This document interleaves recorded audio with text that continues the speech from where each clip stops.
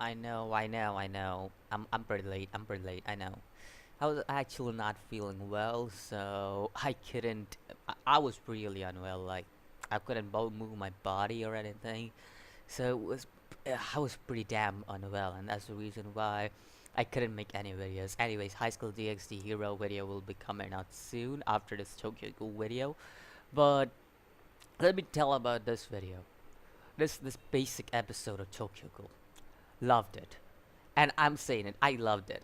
I know. I've been ranting a lot. A lot of people like the previous 2 to 3 episodes, but I've been ranting a lot because I kind of felt like there were some problems with the episode, which again, I feel it just like I said in my previous 2 to 3 videos, which a lot of people didn't like, and a lot of people like, oh, previous episode was the best and everything and all of that. Yeah, I know, but I see some major problems. But anyways, not talking about previous episode, talking about this episode. This was most probably the best episode in all Tokyo Ghoul. I said it, like this was basically the best episode. And I know there is no action, there is no such thing as despair or anything, but this is still the best episode of Tokyo Ghoul in general. Like it's most probably the best episode of the anime. And the reason I say this is just because of how well this was animated. Plus, they didn't go like nuts with the adapted chapters, and they actually took their time with this episode. Now, even in this episode, there are some problems, but I can let that slide just because of how good this episode was.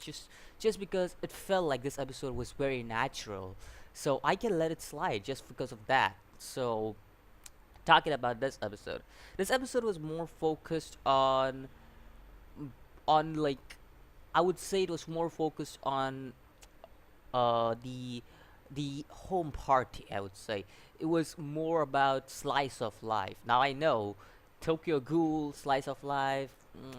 It sounds strange, right? But it is what it is. Like this is what these are some of the moments that are brilliant in Tokyo Ghoul. Like the slice of life moments. They're awesome.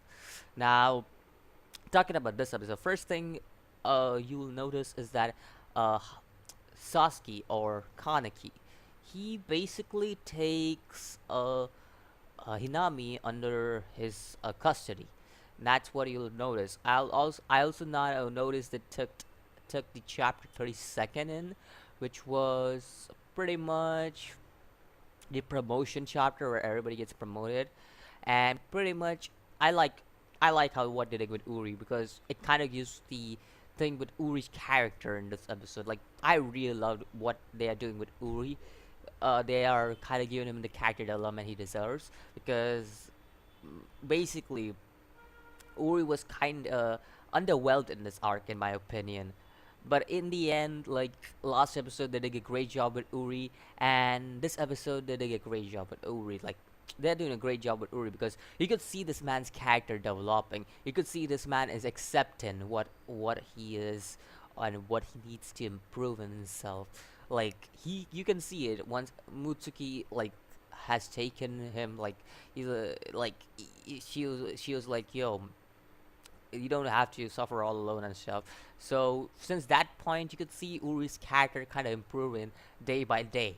So it kind of shows, it kind of indicates what it is. Now, house party, I loved it. Gotta be honest, I loved it. Even though I saw problem, there was a major problem in that. Okay, I still love the house party. I don't care if there was a major problem with that. I still loved it, but just because everything was so well done. Like it was awesome to see it. Like it was awesome to see after so much suffering and everything, they finally got this kind of a happy moment together after so much suffering. Now another point I want to make: the eye patch is back. Remember Kaneki's eye patch that Uto created? Yep, it's back. And I also want to point out by Uto, I remembered something about this episode. Now, a lot of people, including me, were complaining the scene with Toka that was basically just removed into the sidelines. they kind of give Kaneki relevancy in that this gave the scene kind of a relevancy in this. Like, even though it wasn't Kaneki reading books like in the manga, they still put Kaneki like drinking coffee and everything in there, and I kind of like it. Like, they went to the previous chapters and they kind of adapted chapter 11's final scene. If I'm correct, is it chapter 11? I may be wrong, but around that chapter there is another scene where Kaneki reads a book and everything, and they kind of adapted it in a way where he drinks coffee instead of reading a book. And you also see Toka, Nishiki, and Eru, all of these people, Uto, all of these people are kind of interacting after Kaneki leaves. So it kind of makes this scene kind of very, like, it kind of just makes this scene very reasonably interactable, because you could see that after Kaneki leaves, that's when this conversation starts.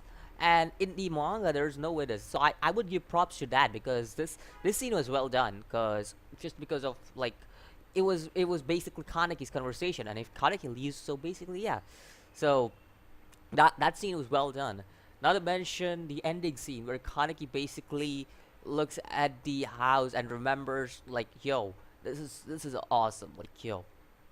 Now, he remembered his previous house. He remembered the previous store, where his previous coffee store, cafe store, or whatever, cafe. So yeah, it kind of reminded him of this. Plus, the one-eyed ghoul also was out there.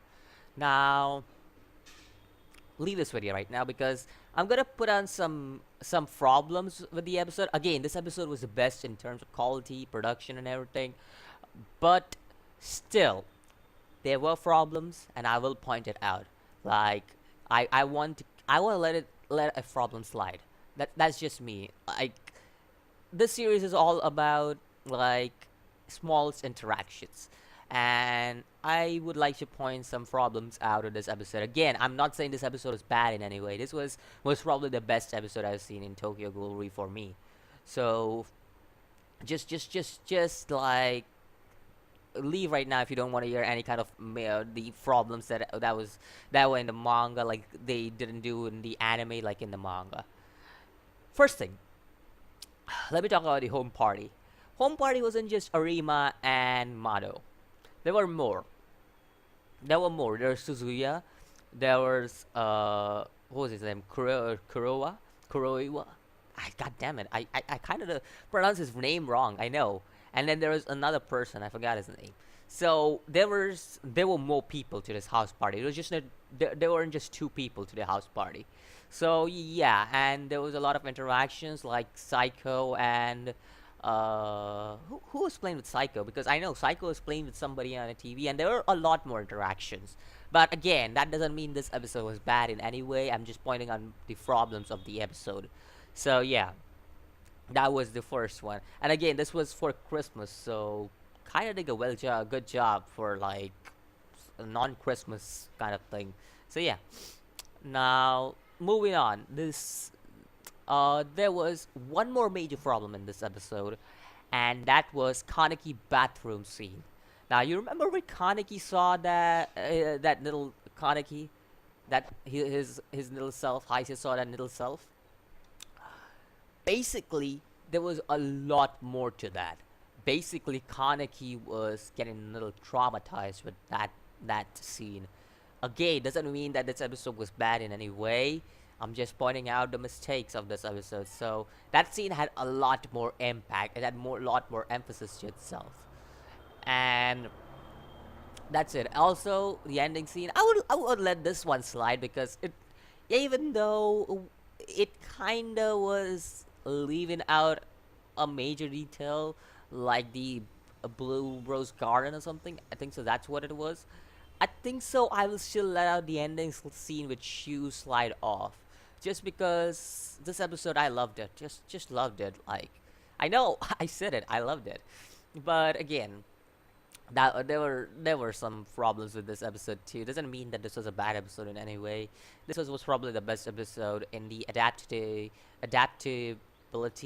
and storyboard. Everything was well done. So I think so. I could let the problem slide just because of the way this episode was just well done. Again, well, well done. I would just say well done with this episode because even though I saw major problems, I think so I'll still let it slide. So let me know what you think about this episode, anime onis. Let me know what you think about this episode, manga readers. Let me know. Let me know what you think about the Heisei interaction, and let me know what you think about the home party scene because there's a lot more to it. I know manga readers know it. So let me know. Did you like it? Did you not? Because personally, I like the home party scene. Gotta be honest, it was well done. Even though there wasn't the same emphasis as put on the home party scene as the manga. That was still good. And also High School DxD Hero video is coming up soon, so be on lookout for that. And I'll see you in the next video as always. Peace.